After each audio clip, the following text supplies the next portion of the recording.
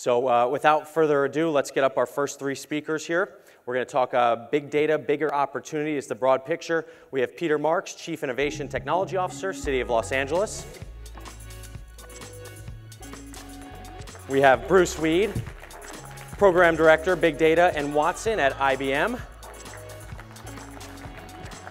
And Shahed Rowshan, Lecturer on Intelligent Transportation Systems at USC. So here's how it's going to work. They each have 6 minutes to do their talk. They're going to have a timer, so it's going to be very tight. And we are going to start with Peter Marx. He is going to talk about the LA initiative with open data. And we're going to have you guys come on back down. So enjoy. Cool. So I think I'm just waiting for my slides to come up. I'm the person who's going to frame the conversation, if you will, for an entire city. And the city of Los Angeles, as we all know, is one of the biggest cities in the world.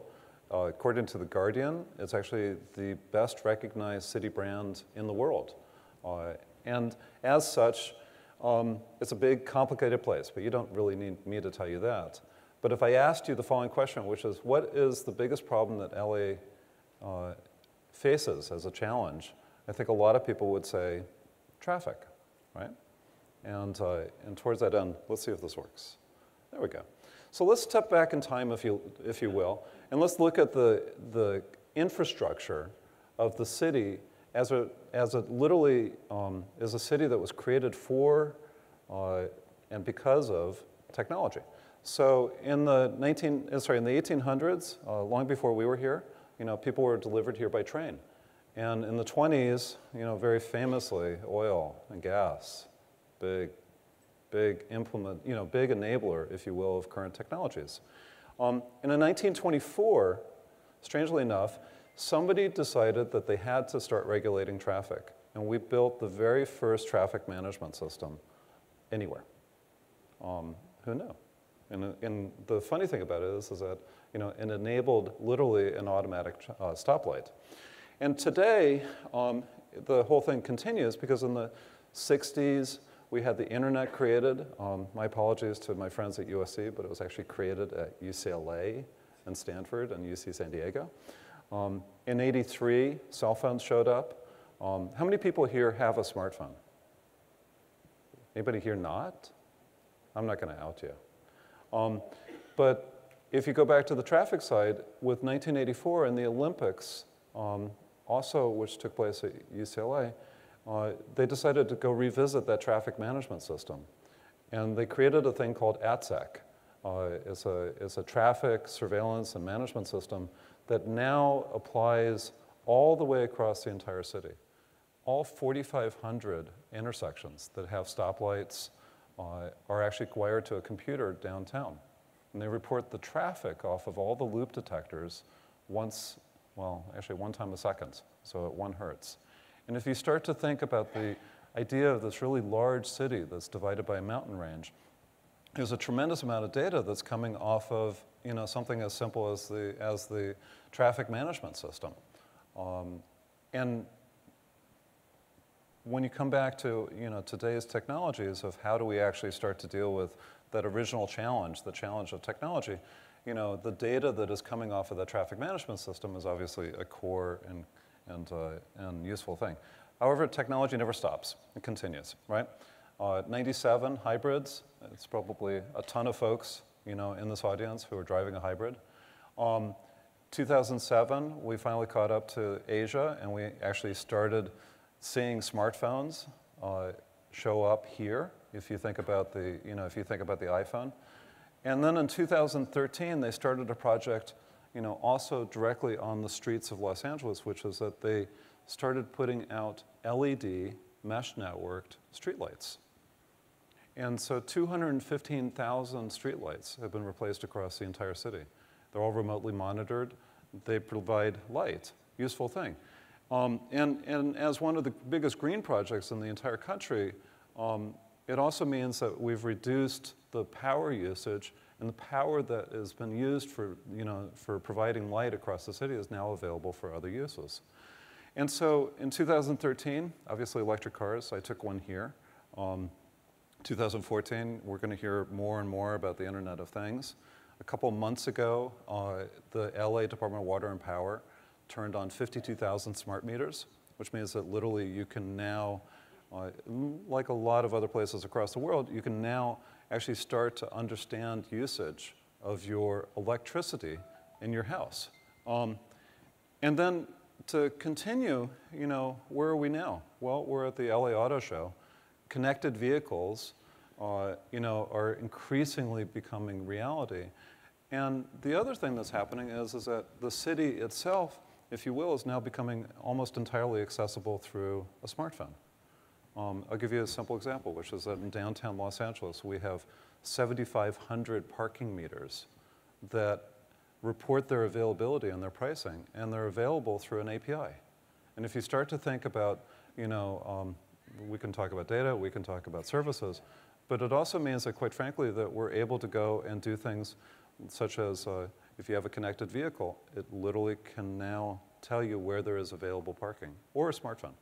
And obviously, the evolution of what we're going to see, going forward is the following, which is that we have more and more data, we have more and more connectivity, we have more and more digital services being made available from the city itself. If you think of the city as being a platform, it means that, over time, the traffic management system, which is really designed to speak to human beings by changing lights, is obviously has to adapt to changing, to speaking to the cars themselves. Because I don't think any of us here, have any doubt in our mind that over time, cars are going to become more self-driving, more autonomous. And so think of the city. Think of the fact that, we have an incredible number of sensors, a incredible number of assets, an incredible number of services. We have, I'll give you another example to go back to those stoplights, those streetlights. There's now some streetlights in downtown Los Angeles where you can park next to them and you can charge your electric vehicle. And so going forward, where do streetlights go? Streetlights become cell towers with small cells. They become environmental sensors. They become, obviously, providers of light. And they become charging stations for vehicles. And so when we're sitting here at the Connected City, Connected Car Expo, think of the fact that the entire city, which has always been in the state of continuous change, is now going forward and is becoming ever more adapting because of today's technologies. I think with that, we'll move into the applications of big data. Thank you very much.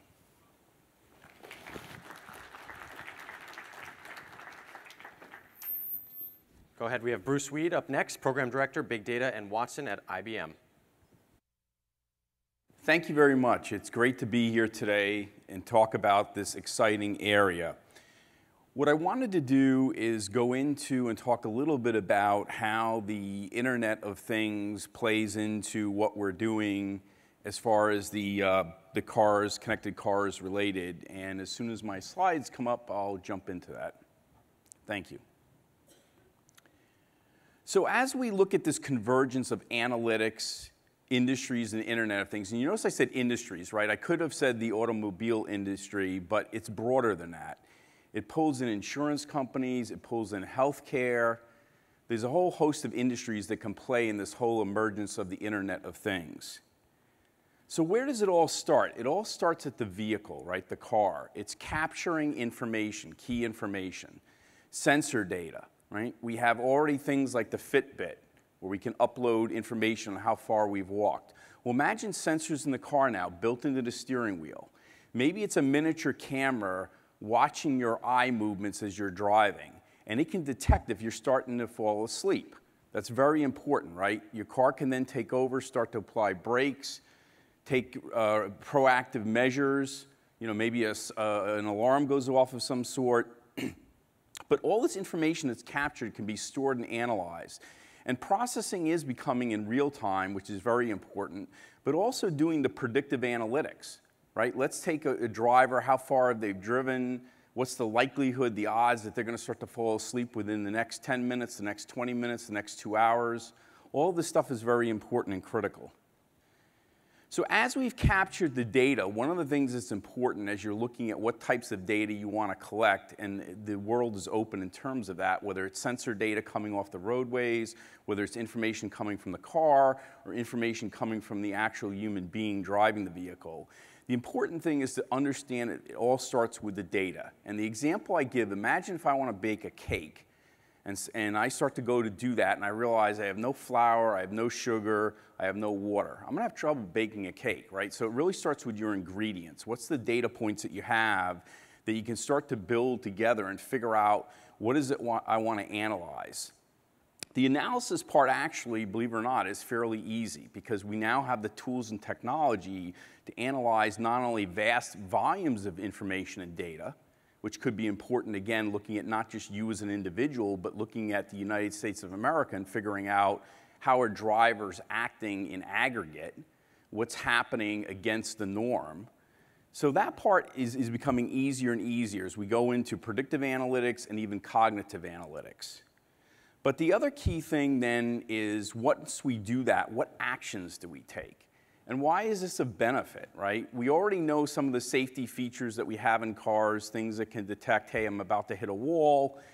The radar picks up that wall or impediment. It starts to brake the vehicle. But wouldn't it be nice if somebody got into a car and maybe they had been drinking, right? And the car is able to detect that, and it's able to prevent the car from starting. Think about how many accidents could be avoided just by that one simple diagnostic analytic process. But it goes beyond this, right? It goes into syncing what's happening with the vehicle with other sources. Maybe it's emergency services. So God forbid an accident does happen, you go off the road, and you're sitting there, you're incapacitated, you can't do anything.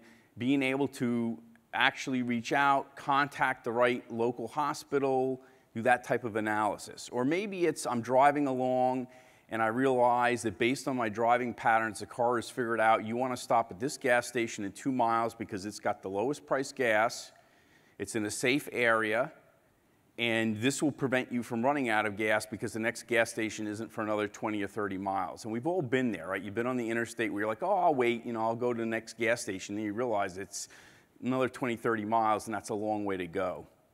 So all of these actions can be taken. Now, I know the automobile manufacturers will say, well, this is more money we have to invest, and why would we want to do that? Start with things that consumers want, right? We know a big one, safety. You can ask any consumer, what's top on the automotive list? What are people looking for? Safety. Number 2, reliability. This can get into engine maintenance as an example. So what's the temperature of my oil? What has it been running at, right? What are my RPM range? Way I drive my particular vehicle, somebody else driving the same vehicle, it might last them 100,000 miles. It might last me only 20,000 because of my driving habits. All of that information is pertinent.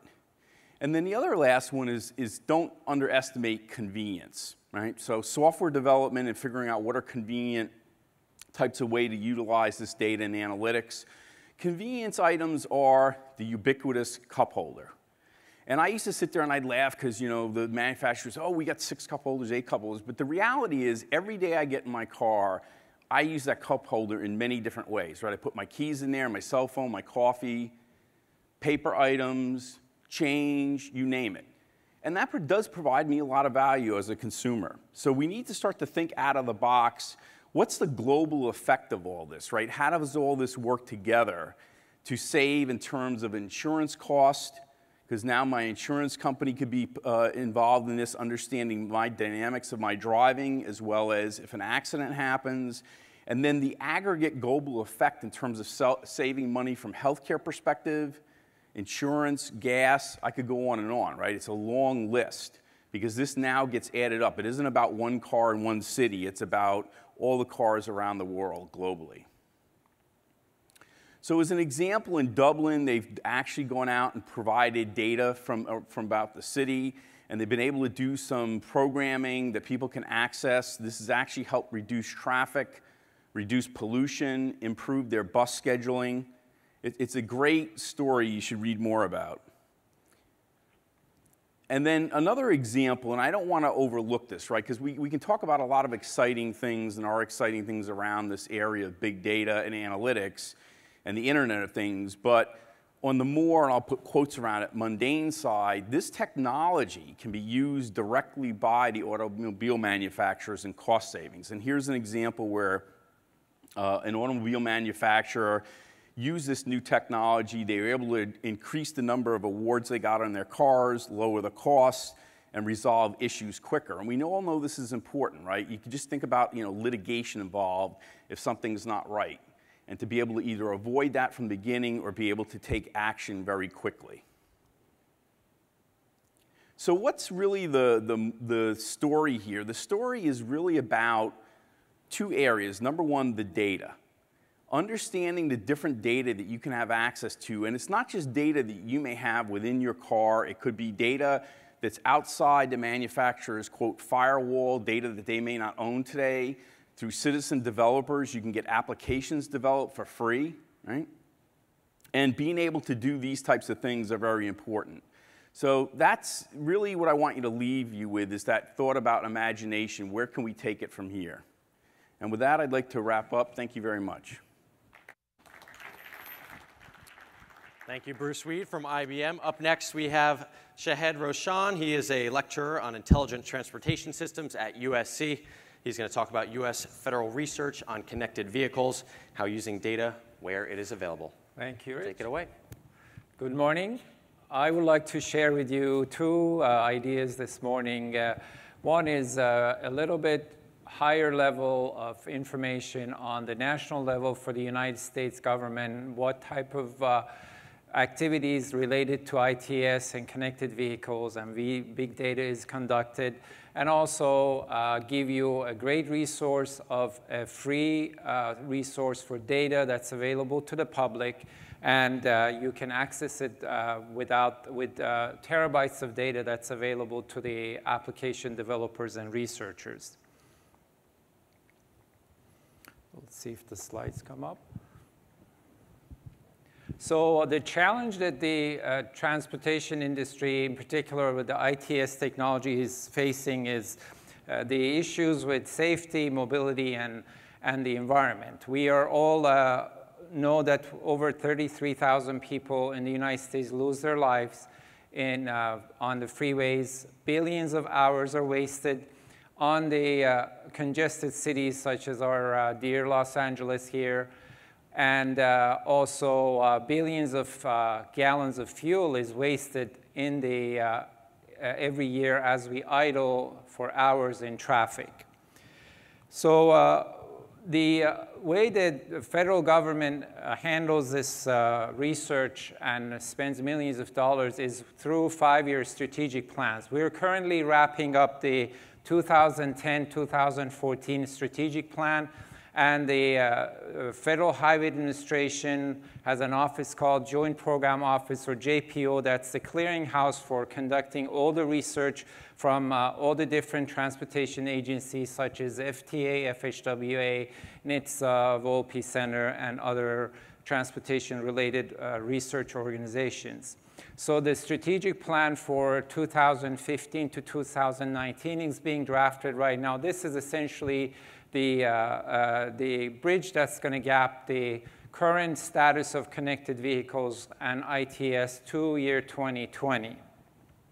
The process has been a very complex process. Over 700 stakeholders have been surveyed, and in particular related to big data, or what the term they use is enterprise data in this context. Over 100 companies and entities have provided data to this strategic plan. The framework of this 5-year plan is fairly complex, but we just wanted to share with you just a little bit about how this is set up. What's important to basically notice in these few minutes is at the center of this program, there are two strategic priorities.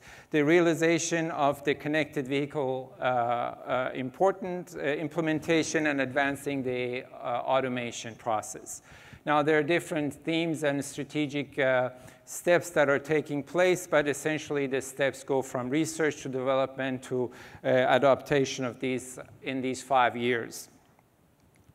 So particularly looking at the 6 strategies that involve with the accelerating the development, we are starting with enterprise data, or big data as it's termed here. We go into the interoperability, and then through connected vehicles and automation, and emerging capability, it all leads to being able to accelerate deployment, which is the goal of this strategic plan by year 2019. So in the area of connected vehicles, adoption and deployment of systems is the goal. In the area of automation, the automated non-vehicle systems related to technology transfer is the goal. And in the area of enterprise data, they want to expand the existing data from the sensors, mobile information, and the vehicles and infrastructure that's already being collected through different test beds and prototypes, and also expand the mechanisms for housing and sharing and transferring data. The connected data systems have many data capture management programs behind it. And one of the things that I like to just focus on, because we don't have time, is the research data exchange. And there's some other research. There's a tremendous amount of international cooperation between the US, Japan, Korea, and the European Union is taking place. But focusing on the research data exchange, this is a clearinghouse for all the data that's being collected from the federally funded research. And if you go to this website, its-rde.net, it's a simple registration process. You enter your email, there's a verification step, and then you have access to terabytes of data. This currently has many different data elements from different geographic areas in the country, and it has more multi-sources of traditional data, real-time data, and archive data.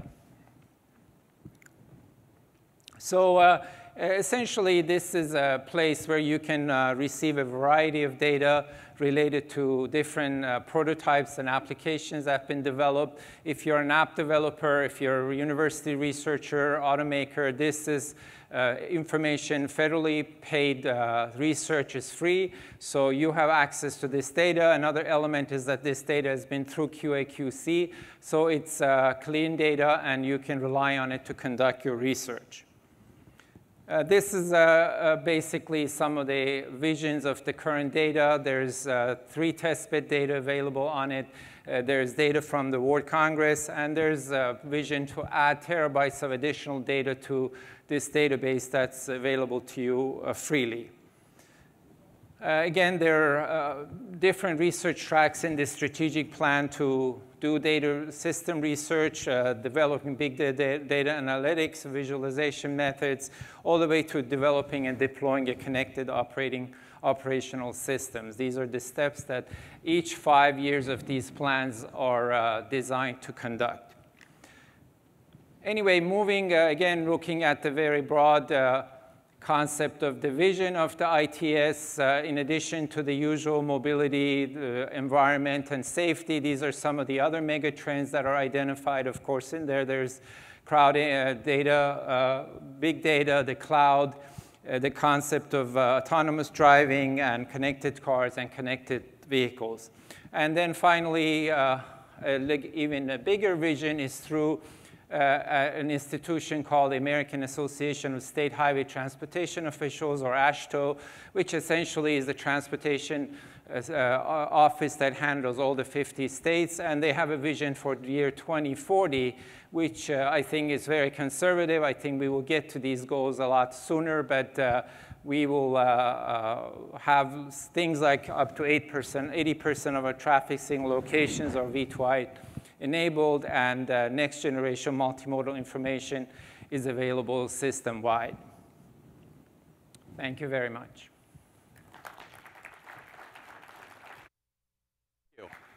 We've got just a couple minutes here for questions. I'm going to have you guys come on back up to the stage here. We'll have Peter, Bruce, and Shahed there. So we've got about 4 minutes. Does anyone have a question that you'd like to ask the panelists? If you would step up to the microphone, we can accommodate that question. I mean, we've really learned a lot here. We learned about how the lowly lamppost is going to be the future of our connected cities, how our cars are going to call us for help when we're hurt. Anyone have any questions about how this is all going to work? Yeah. I'm just going to yell. Okay. So, very interesting, but I wonder if the three of you could talk about the privacy concerns about all this data. Okay, so obviously the more data we collect, the more privacy concerns we have. can all speak to that. So why don't I take a quick statement from the public side, which is that we actually have an open data portal, data.lacity.org, where anybody can go and get city data of all types. Like, for example, we put up all of the crime reports, all the accident reports. We put up, every check that we write, et cetera. In fact, the city is now, I think, rated number 4 in the country for open data. However, that data does not include private information. So we don't publish, as a matter of policy, anything that is security related or has privacy implications. In fact, we try to avoid that. And obviously, if we get into public safety, like the police and fire and so on, they require a certain amount of private data just to be able to do their basic functions. But there's no reason for the city to turn around and publish that information. The other things I would add to the privacy concerns, number one, you can sort of bucket it into information that's, again, more open to the public, even like healthcare information as an example, right? Generic factoids around, individuals, blood pressure, heart rate, things of this nature. If it's not associated with their name or address, then that information, right, doesn't really matter. So there's no relevance in terms of security or privacy issues there. So it comes into things like data masking, encryption, these types of securities where there is private information to make sure it stays that way. In other cases, again, it's data that's out there already. You can go on Facebook and find out that your best friend just ate at the local steakhouse the other night, right? Putting it out there for the world to see. So some of that is, people getting comfortable with the fact that that information is out there and available. Yes, the privacy issue is very high on the agenda for the federal government, and I wanted to add a little bit to, because already colleagues covered that, and that's the concept of the security. And with all the terrorist activities that's going on and all the concerns that we have, another aspect to add in addition to privacy is the protection of the data and protection of the data centers and being able to not to have this type of information to fall into the wrong hands. Okay, we have just about a minute for one more question, so go ahead. Hi, thank you. That was really very interesting. I loved hearing about the street lights and hearing about what you think is going to happen with the sensors in the car and about ITS. I was wondering if you can discuss a little bit, what do you think is actually going to bring the connected car to reality? Is it going to be cars talking to cars, or is it going to be the infrastructure influencing the car? I think so I love the question because it's a long, long time ago, a guy at AT&T taught me this whole concept of technology sort of before its time, if you will. And I have certainly spent a career working with technology. But what's really interesting from my perspective is that there are lots and lots and lots of technologies out there. We've been able to connect cars for a long time, right? However, the use of them and the commercial success and the personal reason to have them and all the rest of it is always based upon their usefulness to me in my daily life. And so if connected cars, for example, are able to get across the city more conveniently or less expensively or more sustainably, more safely, all these different things that are attributes of automobiles, then I think as a sort of a manifest thing, they will be very successful. If connected cars are more annoying or more irritating or all these different elements, those trade-offs will have to be balanced by an even better level of service. And that's what I think will drive the technology. So. Okay, that's going to do it for our first session here. Thank you guys so much. Peter Marx, Bruce Weed, Shahed, Rowshan.